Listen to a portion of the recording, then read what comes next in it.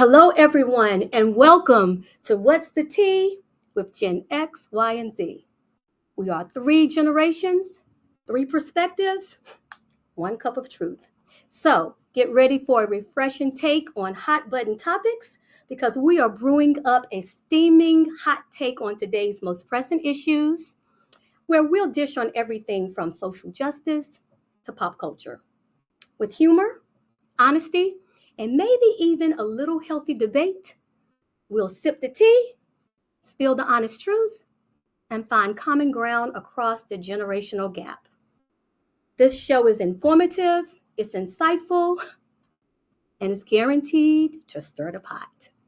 So, I'm Dr. Melissa representing the X Factor.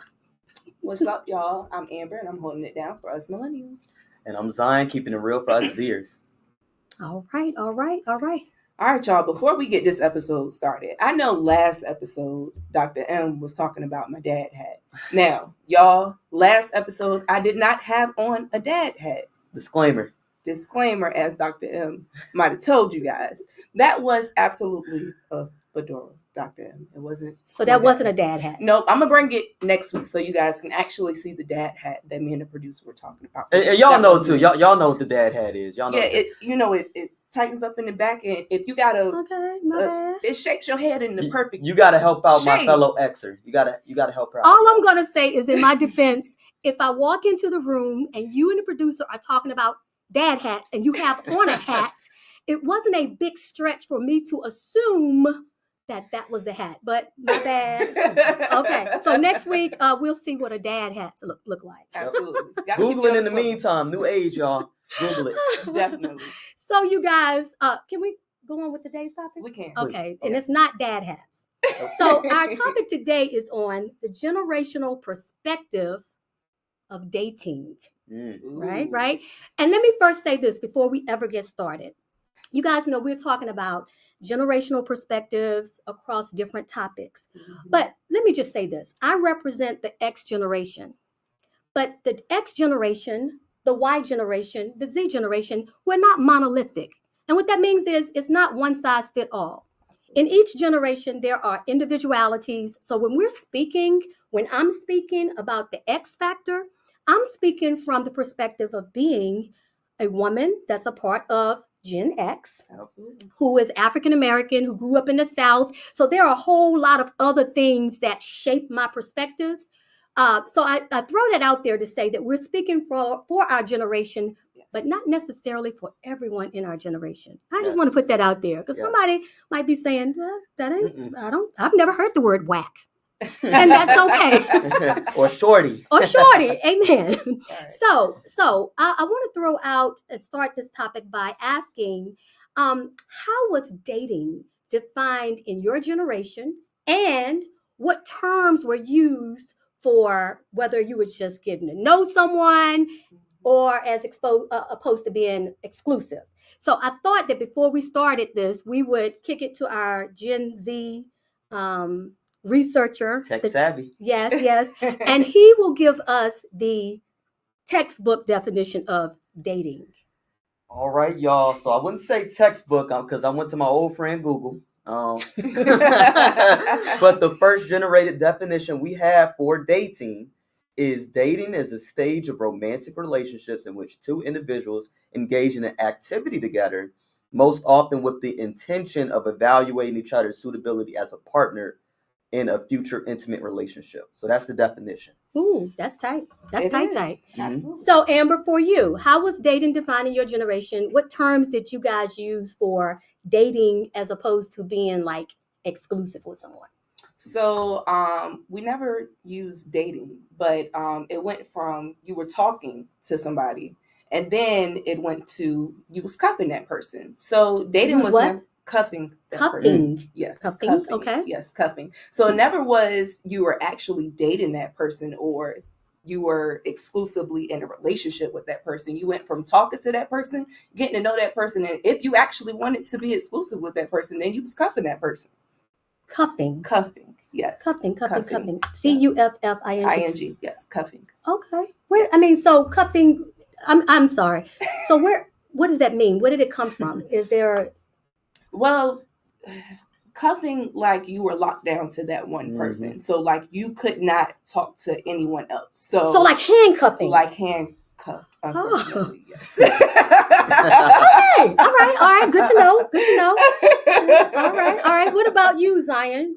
What kind of terms that you guys use and between the dating as opposed to being exclusive? Well, you know, we're the generation of creativity. I'm sure y'all all know that as well. Unfortunately, it's in terms of dating and talking or cuffing, as you said, I feel like we piggybacked a little bit from y'all generation. Back when I was in school, we used talking. Mm-hmm. That was the period where we were getting to know people, and dating was when we were exclusive, and it was just me and you. But we used a little bit of cuffing too, y'all. All right, we did use cuffing a little bit as well. So that's what we used. So dating was exclusiveness for you guys. Yes, when you were dating, you were boyfriend and girlfriend. It wasn't that we're just going out. That was really talking was for. It was cuffing for us, unfortunately. We didn't know what boyfriend and girlfriend in relationship was. It's you cuff that girl, you cuff that boy. You can't cuff nobody else. It's just y'all two. Nice. Yes. Well, let me talk about it from a deep X perspective. I'm getting ready to be all the other alphabets. Amen. From the X perspective. So we use talking. And so when you were talking to somebody, it means you were getting to know them. Mm-hmm. So talking means, you know, you like me, you think I'm cute, I think you're cute, you ask for my phone number. We might talk on the phone. We had the phone with the coil. And, you know, you lay back on the bed and you talk on the phone. Hanging it up like this. Yeah. Until your mama was like, you better get off that phone and do your homework. Right. So, yeah, talking was getting to know each other. If we were in school, it means, you know, you'd be standing at my locker waiting for me and we'd kind of talk or whatever. And if we had a football game, you might be sitting there talking with me and that sort of thing. So talking was getting to know each other, right? Now, when we moved to the next level, we said, like, I'm going with this person. So it's like, I'm talking to him. Oh, now him and I go together, right? And again, this might just be a regional thing, y'all. It might not be a totally X thing. But when you were going with somebody, that meant that person was your boyfriend and you were their girlfriend. Now, what that meant is not only are we talking on the phone, but we're walking in the hallways and we're holding hands. Mm-hmm. You might have your stuff in my locker. I got my stuff in your locker. Like, yeah, we're exclusive and we're not talking to anybody else. Okay. So those were the terms that we used. Okay. Right. Okay. All right. So, but now it got us to this whole conversation about being exclusive. Right. Because based on your definition, the original definition of dating, that was about like trying to get to know each other. Exactly. Right. And being exclusive is about being cuffed or locked down. Right. I mean, that's so sad. It's just like, oh, I don't want to get cuffed. I know it don't have a good meaning behind it. I know. But here's my question. With respect to being exclusive or cuffed or going with somebody, like, how was that determined? Like, how did you know that you had moved from the whole talking to we're getting to know each other to the whole, like, we're exclusive? Right. Like, how did you know from a wide perspective? Now, I'm going to just be completely honest, and I could be speaking for some and not all. It was very confusing and unclear. Like, we didn't know when we were exclusive with that person. So it was like either we were going off of nonverbals or like how they would act, how they would move, maybe some things that they would say. But it was very unclear and confusing not knowing if you were exclusive or in a relationship with that person. Okay. Yeah. Okay. What about from the Z perspective? So I'm going to piggyback a little bit off my fellow wire. There was definitely a little bit of a disconnect, but I felt like we got it wrong a little bit, you know, when it came to determining if we were officially dating. I felt like as a Zer, when you're talking to someone, like you in the back of your mind, you knew they might be talking to someone else, but there was this expectation like you should be loyal to me. Because then it's like, if you're not loyal to me, how are we going to turn this into dating? If you're still talking to your people, I'm still talking to my people. We ain't going nowhere with that. Exactly. So there was an expectation when talking, like, I mean, I'm hoping you just talking to me, you know, developing. Yeah, but you also couldn't get mad if you're talking to someone and you find out that you were, or they were talking to somebody else. So you had to have that low-key hurt and keep that to yourself or talk to your friend group about it. But you couldn't address that person like, hey, you talking to such and such? We did. Well, No, we did. We couldn't get mad though. We come and catch you like, hey, I thought we talking. I just took you out. What's going on with that? I know. I just spent money. I just spent about $70. Yeah, What's going on with that? We'll just have that hidden animosity. So when we saw that person that we knew they was talking to, you know, look, Gen Z, that's who they talk to. Gen Z, we all about ROI. We want that return on our investment. Okay? I can respect that. If I take you out, or just I feel like I'm talking for a good amount of us, not everybody, but if we take you out, we want that, return, at least, commitment and loyalty. I can respect that about that was our perspective. So I will say this for Gen Xers, how do we know? It was said, it was stated. Mm-hmm. Like, we needed you to say it. Like, do you want to be my boyfriend? Do you want to be my girlfriend? And I said that backwards because typically in our generation, it was, do you want to be my girlfriend? Right. Right. Yeah. And we said, yeah. I mean, it's kind of switched now where, hey, the ladies are doing it for themselves. Right. Okay. And I'm not mad. But in my generation, typically the boy would ask you, like, hey, you want to be my girl? Yeah. And it was stated. So we knew we were exclusive because your title changed. Yeah. I mean, that was a whole label change. This is my girlfriend. This is my boyfriend. And it was, it was clear. The opposite of what you're saying. We had to be extremely clear.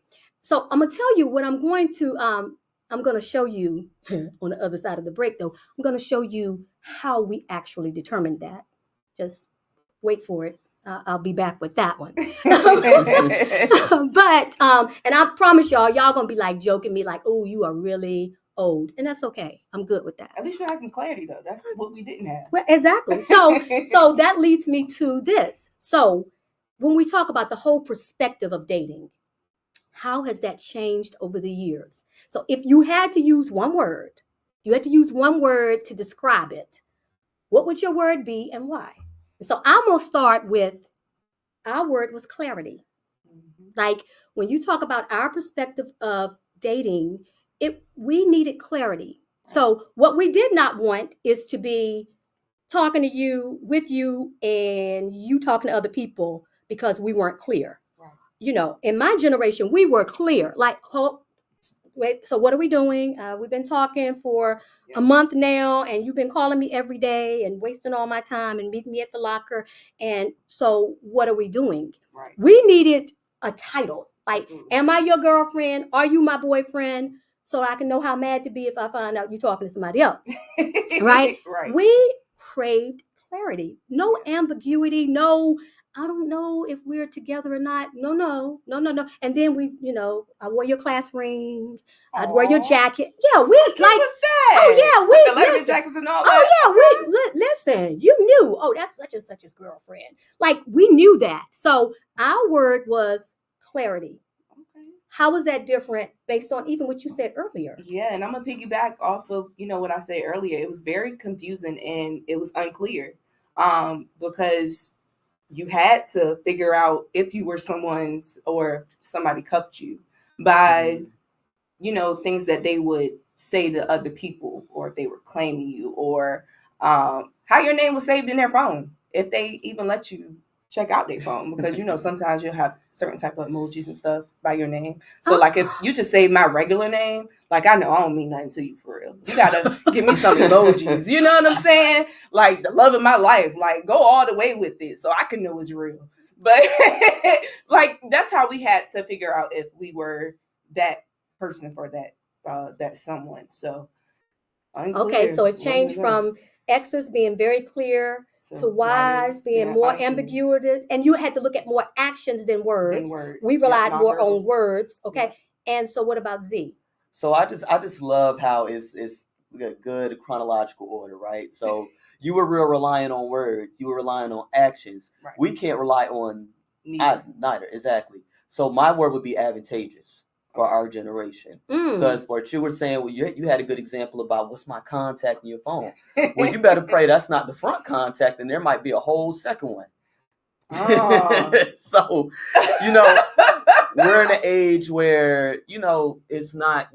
We're a lot more skeptical. You can't just rely on what is said or what is done. So, ooh, I don't know. yeah, though. so we're always just taking advantage just because as Gen Zers, we're independent, right. right? Yeah. We're self-interested individuals. And due to that, a lot of times you're going to rely on, whatever your homegirls are telling you, your homeboys telling you, social media telling you, which we'll get to in a second. And you use that as a basis where it's like, okay, I might lead this person on for my own self-interest needs. So now we're in an age where we're a lot more skeptical.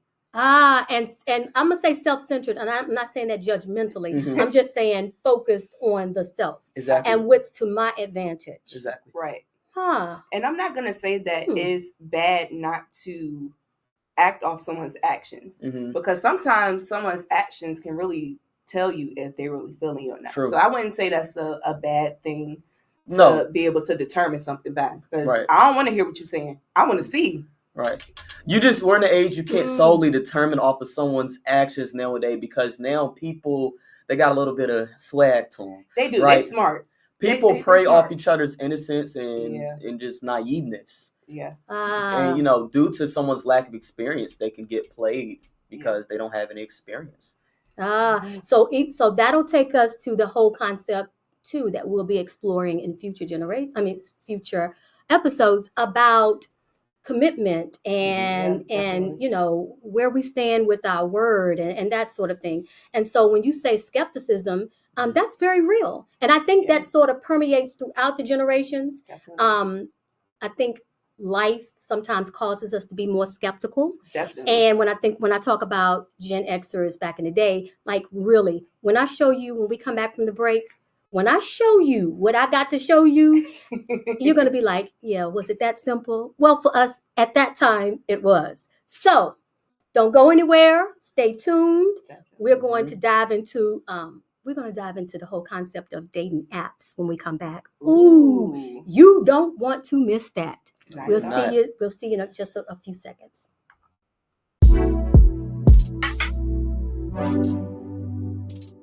Catch the wave of success with Standing on Business with Dr. Melissa. Unlock your purpose, align it with your entrepreneurial spirit, and witness your business thrive. This isn't just about authenticity, it's about building a foundation so solid, your business becomes synonymous with profitability. Tune in as we delve into marketing strategies that work and create an empire that stands on business. Because when purpose meets strategy, success is inevitable. Standing on Business with Dr. Melissa, where authenticity meets profitability.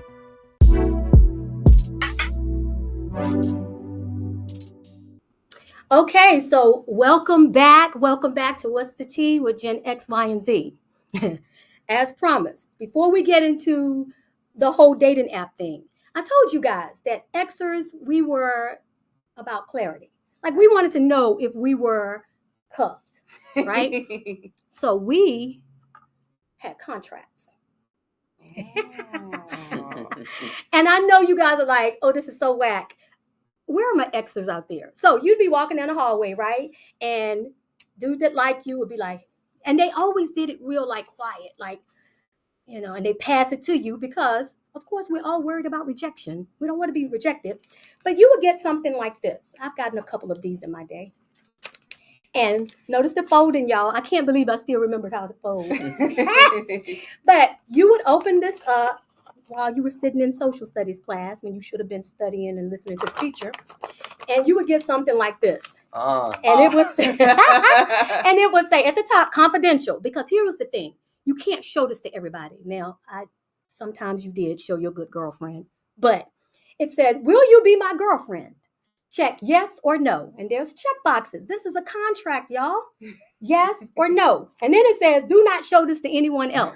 Right? Contract of love. So, I wanted to show y'all this because, and it used to be prettier. Back in the day, we would color it and sometimes they would like tape little flowers on it. It just depended on, the situation. Mm-hmm. But here's the thing.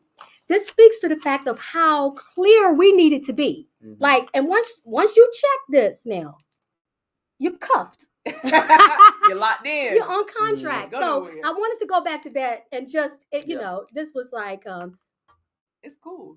Is it cool? See, I Yeah. thought y'all were gonna joke. I was about to say the legal obligation. It sounds like you should have been the one saying cuffing instead of her. No, But you really. beat me to it. But Hey. it's still pretty cool though. No, It we is still pretty listen. cool. We needed evidence that you said yes. I was just about to say you got something tangible, like, hey, remember when you did that? And so if I see you talking to somebody else, like, right? So Gotta anyway, make copies. Right. Keep them all okay, over so our all house. right, so now it's getting shady. Now it's getting shady. You know. But so listen, so I said that when we came back, we were going to talk about the whole perspective on how do we even meet people nowadays. So we're talking about the whole perspectives on dating and terms, but nowadays, how do you even meet someone to date, and how has that changed over the years? Yeah, it changed a lot for, like I said, I'm speaking for some of us, maybe not all of us, but millennials came about with the digital dating.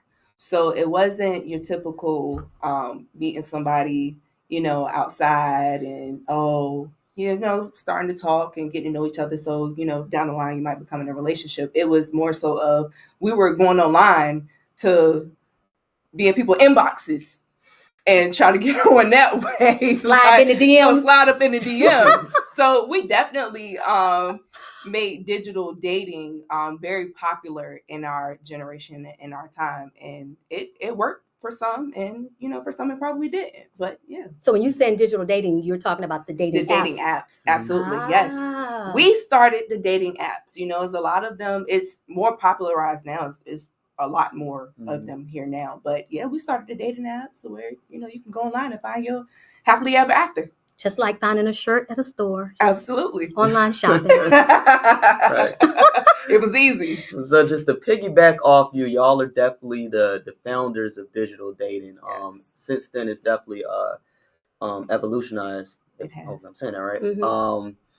Depending how you look at it, of course. But I know you said the last thing you were saying was finding the love of your life, or finding that person in your life. Yes. I feel like now dating apps has kind of taken away that intimacy. It has. Where now people are more focused on physical attributes rather than someone's like personality characteristics. Yeah. So that's definitely taking the intimacy part out of it. Absolutely. Yeah. Mm-hmm. Okay. And it's hard to really be able to mm-hmm. to tell how someone is on a dating app. You gotta gotta go by their physical Well, let me characteristics. jump in. I'm sorry, go ahead. Let me jump in. You let us know. Yeah. So for us, for the X perspective, listen, there were no dating apps. Like, we met people at the Winn-Dixie or the grocery store, at the club, at school. Somebody walked up to you and they're like, "Hey, how you doing?" If they were polite and doing it right. Now, sometimes they walk up and be like, "Hey, what's up?" And you'd be like, "Nah." Yeah. But if they were doing it properly, they would come up to you and say, "Hey, how are you, Miss Lady? You're very attractive and da-da-da-da-da. Can I get your phone number? Can I get your digits?" And we would exchange numbers and write it on the back of their hands or the inside of their hands or their little piece of paper that they brought, and they would call you. Absolutely. And so we met in a very, it was very personal. I will tell you my perspective on dating apps was like, it was whack, to use a word from last episode language. It was like, "Ooh, what's wrong with you that you got to go on a dating app to meet somebody?" It's like, "Oh, something's wrong if you got to date somebody that way." Right. So I will say that it's changed over the years. Yes. So here's what I'm going to do. I'm going to end this episode with my own story, because I know we're running out of time. Let me say this. When we talk about mindset and dating perspectives, for me, as a Gen Xer, there were no dating apps, right? We met, as I said, in person and all of that. But I will say, after 31 years of marriage, I found myself single in this age. And I will tell you, although I had such a negative, judgmental viewpoint of dating apps, I found out that people weren't walking up to you at the Winn-Dixie anymore. And I realized I didn't have the time to be at the Winn-Dixie. You know what I'm saying? At this stage of my life, I'm busy and I got a lot of things going on. So going out to meet somebody, going to the clubs, no. And so my perspective has changed just a little bit on dating apps.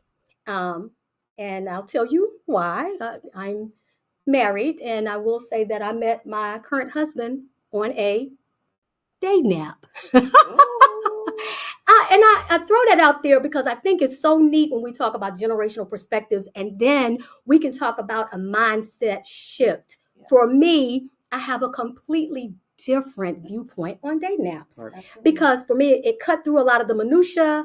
Like I was able to see the profile, you're able to see what a person like and what they don't like and all of that. And so it really was, it really is a very, a great way of meeting people now. It is. You know, and dating apps are different. So you do your own independent homework. We're not going to do it for you, but I will say this conversation has been, to me, so key. Yeah. And if we were going to give you a few key takeaways as we round up our episode, I would say, listen, you guys, dating has changed over the years. And it is so important for my exers to keep an open mind about dating and how to meet people. Right. Be careful about being judgmental Absolutely. about how each generation approached the whole concept of dating and relationships, because it's different. Absolutely. And no matter where you met your partner, if that's who makes you happy, then that's who makes you happy. That's the overall importance, you being happy. Oh, I love it. I love it. And it's critical to just promote transparency, as you said, verbalize and let your partner or your potential partner know what exactly you plan on doing in the future, as well as just respecting the evolution of society and just that we're in a digital time now. And that's just how some people meet their partners or their future partners. So just to respect that and, just to avoid adopting a critical mindset. I love it. I love it.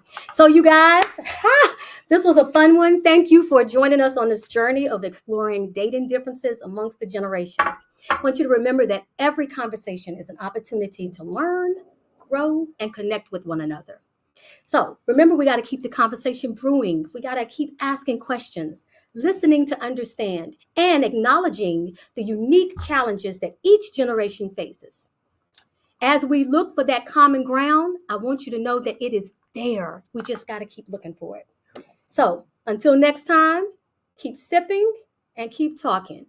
Tune in next week for another thought-provoking and entertaining conversation that bridges the generational gap, one cup at a time. See you next week.